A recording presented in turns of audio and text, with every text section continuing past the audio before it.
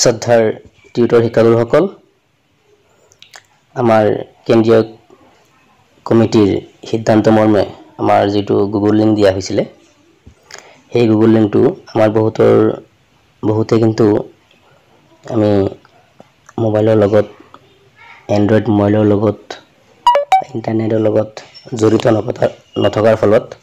আমাৰ অসুবিধা হৈছে। যিসকলে পাৰিছে গতিকে তেওঁলোকে আৰু যিসকলে বস্তুটোত অসুবিধা হৈছে তেওঁলোকক অলপ সহায় কৰি দিয়ে যেন। আৰু উপৰঞ্চিভাৱে মই যিমান পাৰিছো মই এই ভিডিঅ'টো ৰেকৰ্ড কৰিছো আৰু মোৰ মতে মই কৰিছো। মোৰ যদি কিবা ভুল হয় আপোনালোকে ক্ষমা কৰিব আৰু যদি সহায় হয় মোৰ কাৰণে দোৱা আশীৰ্বাদ কৰিব। আৰু এতিয়া চাওক মই কেনেদৰে ফৰ্মটো ফিল আপ কৰিছো। ঠিক আপোনালোকে ভিডিঅ'টো স্ক্ৰিপ্ট নকৰি গোটেইখিনি ভিডিঅ'টো আপুনি শেষলৈকে চাব আৰু ঠিক সেইদৰে আপোনালোকে নিজে নিজে আপোনাৰ নিজৰ ফৰ্মটো ফিল আপ কৰিব পাৰিব। প্ৰথমেই আমি আমাৰ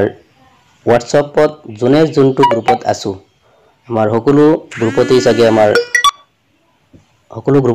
আমাৰ লিংক উপলব্ধ, কাৰণ আমাৰ কেন্দ্ৰীয় কমিটিয়ে হোৱাটছআপৰ প্ৰায় সকলো গ্ৰুপতেই আমাৰ দিয়া হৈছে। ব্লক পৰ্যায়ৰ গ্ৰুপতো দিছে, ডিস্ট্ৰিক্ট পৰ্যায়ৰ গ্ৰুপতো দিছে আৰু ৰাজ্যিক পৰ্যায়ত গ্ৰুপতো দিয়া হৈছে। গতিকে মই যেহেতু মোৰ প্ৰায় কেইটাই গ্ৰুপ আছে, কিন্তু আমাৰ ডিস্ট্ৰিক্ট গ্ৰুপৰ পৰা মই লিংকটো ওলাই লৈছো।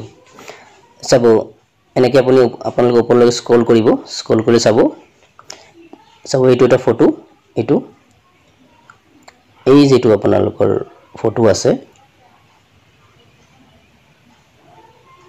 এইটো link tutors urgent update urgent from ভোটাৰা। এইটো এটা ব্লগ হয়, এইটো যেটো নেকি ৱেব পৰ্টেলৰ পৰা কৰিছে সেইটো, আৰু সেইবিলাক আমাৰ নালাগে।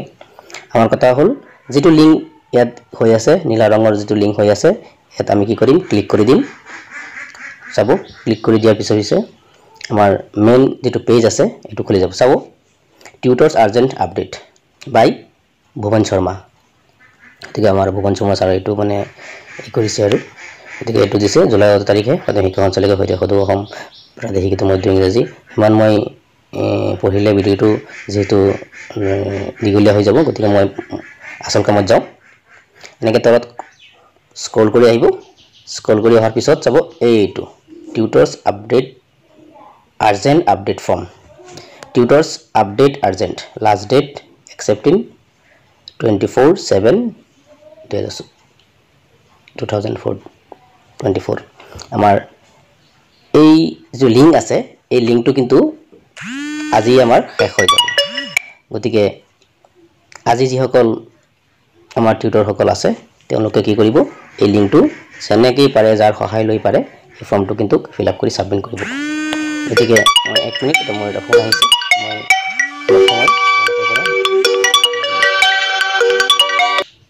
আকৌ ভিডিঅ'ৰ মাজলৈ মই আহিছোঁ। এইটো চাওক, যিসকলৰ মোবাইল থাকিব তেওঁলোকৰ ইয়াত ইমেইল নম্বৰটো দেখা যাব। আপোনালোকে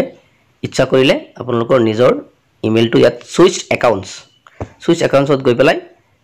যাৰ যেটো ইমেইল আছে, যদি মই ভাবোঁ যে মই বেলেগৰ ইমেইল নিদিওঁ, মোৰ নিজৰ ইমেইল দিম, তেতিয়াহ'লে ইয়াত নতুন ইমেইল ক্ৰিয়েট কৰি পেলাই নতুন ইউজ আনাদাৰ একাউণ্ট, মোৰ 3টা ইমেইল আছে, মই যিকোনো এটা ইমেইল ইয়াত আমি ব্যৱহাৰ কৰিব পাৰিম। গতিকে মই প্ৰথম যেটো আছে মই সেইটো মোৰ ইমেইল ব্যৱহাৰ কৰিলোঁ। যিসকলে নতুন ইমেইল ব্যৱহাৰ কৰিব তেওঁলোকে ইউজ আনাদাৰ একাউণ্ট যদি কৰিব বিচাৰে কৰিব পাৰিব, কোনো কথা নাই।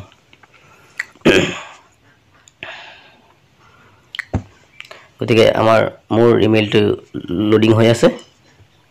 এটা কথা কৈ দিছোঁ, এজনৰ ইমেইল দি আমি বহুকেইজনেই কৰিব পাৰিম, কোনো কথা নাই। আৰু আটাইতকৈ ভাল হ'ব নিজৰ ইমেইল ব্যৱহাৰ কৰাটো।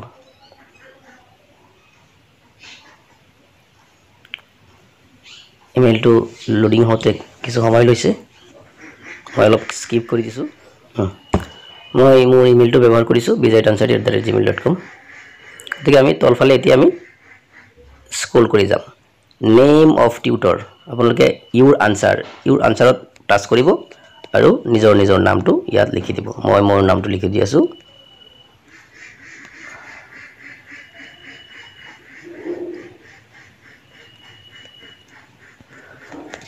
ইয়াত কি কৰিছো নিজৰ নামটো লিখি দি আছো নামটো লিখাৰ পিছত আকৌ তলফালে স্ক্ৰল কৰিম name of the venture school from where the post provincialised আপোনালোকে কোনখন স্কুলৰ পৰা আপোনালোকৰ পোষ্টটো প্ৰভিন্সিয়েলাইজ হৈছিল আমাৰ প্ৰথম স্কুলটো আমাৰ মাৰাৰ স্কুলটো মোৰ স্কুলটো লিখিছো মাজুলী MEM ইয়াৰ পিছত চাব এই যে নেম অফ টিউটৰ ষ্টাৰ আছে ৰঙা ষ্টাৰ আছে এই ষ্টাৰ থকা মানে আমাৰ কম্পালসৰি বাধ্যতামূলক ম্যান্ডেটৰি এইখিনি যদি আমি ফিল আপ নকৰো তেতিয়া হলে ফৰ্মটো জমা নহয় সোৰ্স এটা কি সোৰ্স কৰিব লাগিব আমি ইয়াত টাচ কৰিলে গম পাই যাম LP ME UP মানে ME হলে ME টিউটৰ হলে ME টিউটৰ ওপৰৰটো ব্যৱহাৰ কৰিব আৰু LP হলে LP ব্যৱহাৰ কৰিব মই যেটো ME ঠিক মই প্ৰথম অপচনটো ব্যৱহাৰ কৰিলো school working school from where retired যকল রিটায়ার্ড হইছে মানে স্কুল নেম মানে working কোনখন স্কুলত working হৈ আছে আৰু যিসকলে ৰিটায়াৰ্ড হৈছে কোনখন স্কুলৰ পৰা ৰিটায়াৰ্ড হৈছে ইয়াত আমি দিও তে working স্কুল আমি এতিয়া আমাৰ নিজৰ স্কুলতেই কাম কৰি আছো মাজুলী MEM আকৌ এটা অপচন আছে সোৰ্স আমি ইয়াত ক্লিক কৰি চাম কি আছে high school ME school LP school MV school S school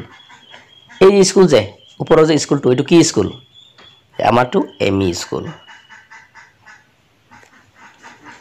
কোনোবাই LP স্কুলত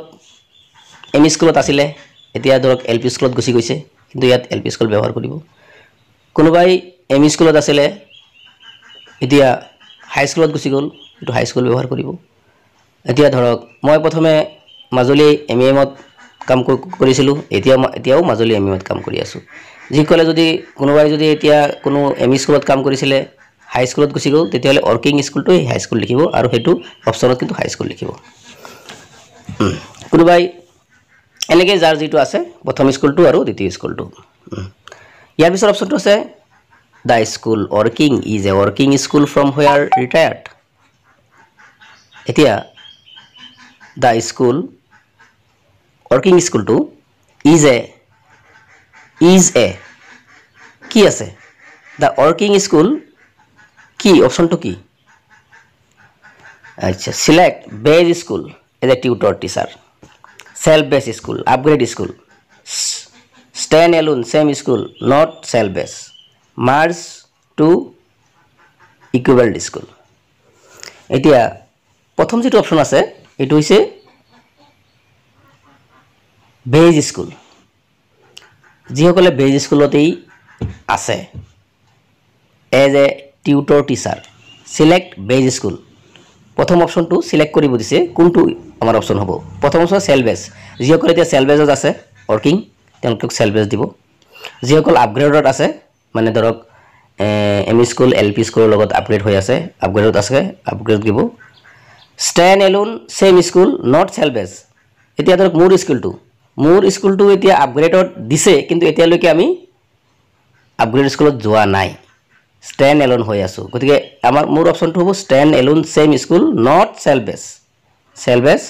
নহয় আৰু মাৰ্জ হৈ গৈছে হেতু দিব মাৰ্জত গতিকে মই এটো ব্যৱহাৰ কৰিছো stand alone same school not self based academic qualification highest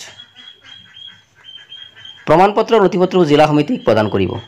এতিয়া ধৰক মই BHC কোনোবা BA কোনোবা হায়াৰ সেকেন্ডাৰী কোনোবা মেট্ৰিক গতিকে যাৰ যেটো আছে এটো আপোনালোকে কি কৰিব সিলেক্ট কৰিব মই BHC ইয়াৰ পাস আপুনি কোন টু সনত আপুনি আপোনাৰ হাইয়েস্ট কোৱালিফিকেশনটো ক্লাস 2 পাস কৰিছিল মই 2007 ত পাস কৰিছো মই 2007 ত দিছিলো ধৰক professional qualification যদি কাৰোবাৰ DLED BEd want to be DLED বা NA মানে not applicable এতিয়া মোৰ DLED আছে মই DLED দিছোঁ কাৰোবাৰ B.Ed থাকিব পাৰে গতিকে B.Ed থাকিলেও কিন্তু এনেকুৱা মানুহ আছে DLEDও আছে B.Ed আছে গতিকে আপোনালোকে কিন্তু DLED দিব যিসকলৰ DLED নাই B.Ed আছে তেওঁলোকে B.Ed দিব আৰু want to be DLED যদি কোনোবাই যদি DLED পাৰচেজ কৰি আছে পঢ়ি আছে তেনেকৈ DLED এটো দিব তেতিয়া থাৰ্ড অপচন দিব year of got trained DLED B.Ed প্ৰমাণপত্ৰসমূহ জিলাসমূহ দিব year of কোনটো চনত আপুনি DLED বা B.Ed কৰিছে মই 2019 চনত 2019 চনত কৰিছো গতিকে মই চনটো সিলেক্ট কৰি লও আমাৰ প্ৰায়ভাগেই 19 চনতেই হৈছে ক্লিয়াৰ কাৰোবাৰ 20 হ'ব পাৰে 21 হ'ব পাৰে 22 হ'ব পাৰে দিব কোনে কোনটোত কৰিছে ষ্টেটাস আপোনাৰ DLEDৰ ষ্টেটাস চাগে খুজিছে অপচনটো ক্লিক কৰক নহয় ষ্টেটাস এতিয়া আপুনি working হৈ আছে মানে বিদ্যালয়ত কাম কৰি আছে চাকৰি কৰি আছে নে ৰিটায়াৰ্ড হৈছে নে মৃত্যু হৈছে মই যেটো working কৰি আছো গতে মানে কাম কৰি আছো এতিয়ালৈকে গতিকে এটো working যিসকলে ৰিটায়াৰ্ড হৈছে তেওঁলোকে ৰিটায়াৰ্ড সিলেক্ট কৰিব district block committee provide details about tutor colleague who died during service period ডিস্ট্ৰিক্টে বা ব্লক কমিটিয়ে যিসকল মৃত্যু হৈছে তেওঁলোকৰ ডাটাখিনি বা তেওঁলোকৰ ডাটাখিনি প্ৰভাইড কৰিব বুলি ইয়াত লিখিছে গতিকে ইউৰ আনসাৰ ডিস্ট্ৰিক্ট কমিটিয়ে দিব নে ব্লক কমিটিয়ে দিব ডিস্ট্ৰিক্ট ব্লক কমিটিটো ম্যান্ডেটৰি নহয় যেটো ৰঙা চিন নাই গতিকে মই হেতু নিদিও যে কোনোবাই যদি দিয়ে দিওক কোনো অসুবিধা নাই ৰঙা ষ্টাৰ চিন নাই কিন্তু এটো ৰিটায়াৰমেন্টত কিন্তু ৰঙা চিন আছে গতিকে এটোত আমি ফলো কৰিব লাগিব সোৰ্স কৰক ৰিটায়াৰমেন্টটো কাৰ যেটো ৰিটায়াৰমেন্ট হ'ব হেতু আফটাৰ এটো দি দিলে আৰু কথা ৰিটায়াৰমেন্ট কাৰ কোনটোত হ'ব মোৰ ধৰক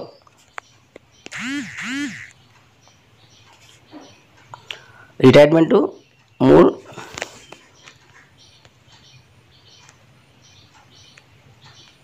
টপ টেকনিক্যাল প্ৰবলেম হৈ আছে কিন্তু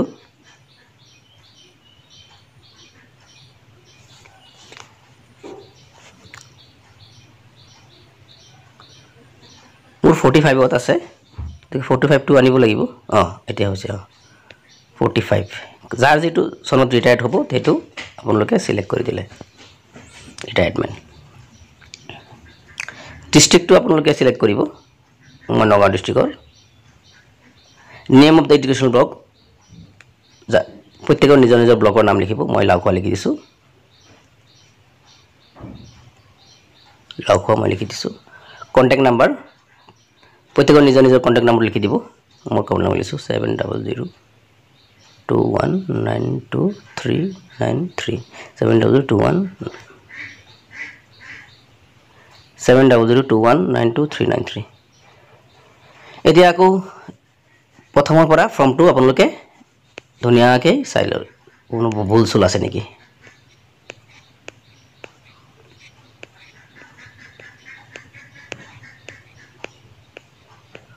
প্ৰথমৰ পৰা চাই লোৱাৰ পিছত আপোনালোকে সাবমিট বাটনটো আপোনালোকে টাচ কৰি দিব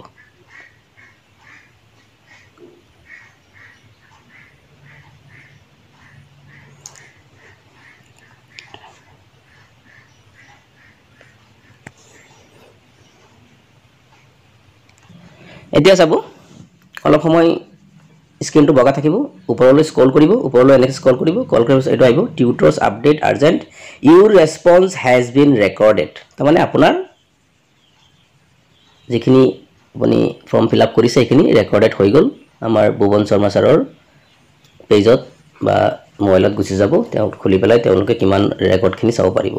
এতিয়া সাবমিট আনাদাৰ ৰেসপন্স যদি আপোনালোকৰ সহকৰ্মীৰ যদি স্কুলৰ একেখন স্কুলৰ 4-5 জন আছে তেনেকৈ আপুনি সাবমিট আনাদাৰ ৰেসপন্স এনেকৈ সাবমিট আনাদাৰ ৰেসপন্স কৰি পেলাই কি কৰিব আকৌ কি কৰিব ইয়াত টিউটৰৰ নাম চাম একেই আপোনালোকৰ নিজৰ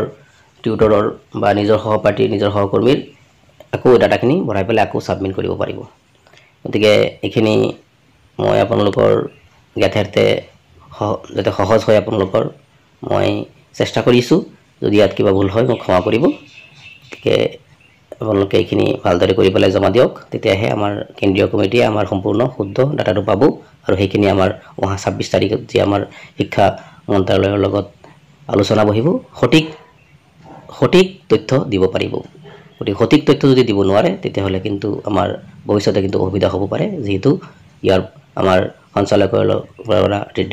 ডাইৰেক্টৰৰ পৰা যিটো কৈ দিয়া হৈছে এইখিনি তথ্য আপোনালোকক লাগিব। গতিকে এইখিনি তথ্য গোটোৱাৰ কাৰণে আমাৰ কেন্দ্ৰীয় কমিটিয়ে চেষ্টা কৰিছে আৰু আমি যাতে প্ৰত্যেকেই যাতে আমাৰ তথ্যখিনি এই গুগল ফৰ্মত জমা দিওঁ আমি আহ্বান জনাইছোঁ। গতিকে জয় হিন্দ, জয় আই অসম।